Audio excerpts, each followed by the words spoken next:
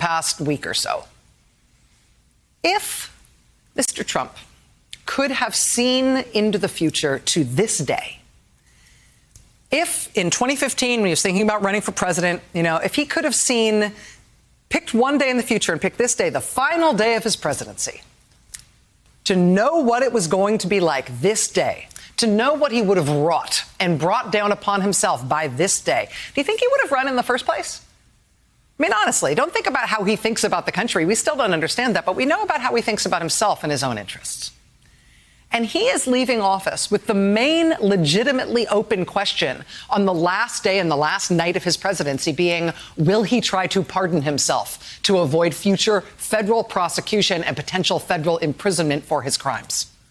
He is leaving office tomorrow with this conundrum of how he's going to keep himself out of prison. He couldn't even pull a Richard Nixon in the end, because apparently he does not trust that his vice president would pardon him if he resigned, like Ford at least did for Nixon. He couldn't even count on that, because he can't trust his vice president to do that for him, not after he sicked a murderous mob on his vice president less than 2 weeks ago in the Hang Mike Pence attack on the Capitol that he directly incited.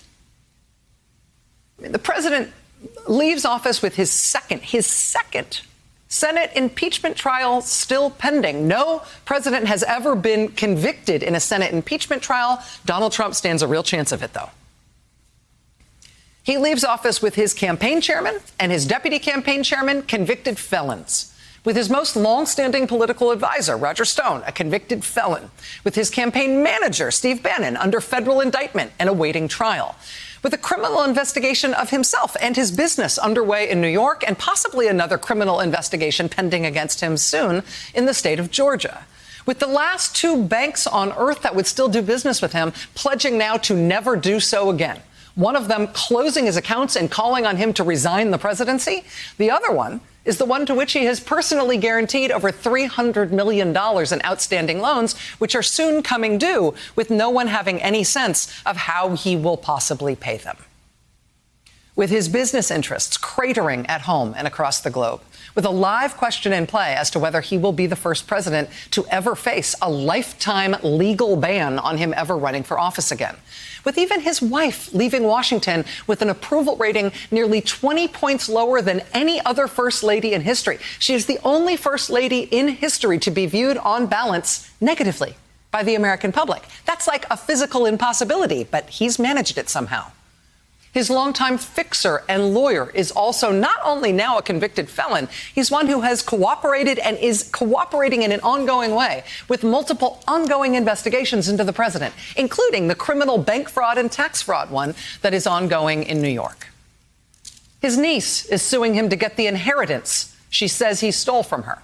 He's soon going to be deposed in a defamation case brought by a woman who says he raped her and who says she saved a dress with his DNA on it to prove it. The company that was lined up to broker the sale of his now flagship property, his D.C. hotel, that company now refuses to be associated with him and will have nothing to do with the sale. The city where he was born and raised and lived his whole life before the White House, New York City, has canceled all its Trump Organization contracts. He, of course, in the middle of his one term in office, said good riddance to New York and moved to Florida, apparently out of some combination of spite and tax interests. But even still, his neighbors in Palm Beach, Florida, are asking that town to enforce zoning and tax rules in order to prevent him from actually moving in there full time. And the PGA won't put tournaments at his golf courses anymore. And he's banned from Twitter and Facebook and YouTube and Instagram. And apparently they can't find anyone to come to the sore loser send-off that he's throwing himself at dawn on his last morning as president at an airbase after he was voted out after only one term. The only president in U.S. history to have ever lost the popular vote twice, to have been impeached twice. The only defeated incumbent president ever to use violence by his supporters to attack the U.S. government to try to force his continued hold on power.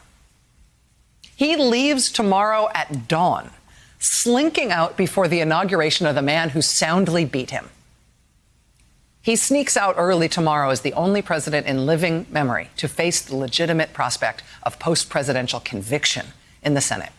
and a lifetime ban on holding office and potential federal and state criminal charges in the courts. Other than that, how was the play, Mr. President? Was it worth it? If you could have seen today, if you 5 years ago could have fast forwarded to see me say that on TV, and it's all true. If you'd known how it would go by the end of it, would you still have done it? You will go down in history as unequivocally and inarguably the worst president in American history, with what may literally be the rap sheet to prove it. That's what you did. Glad you did it. Wish you could take it back. We do.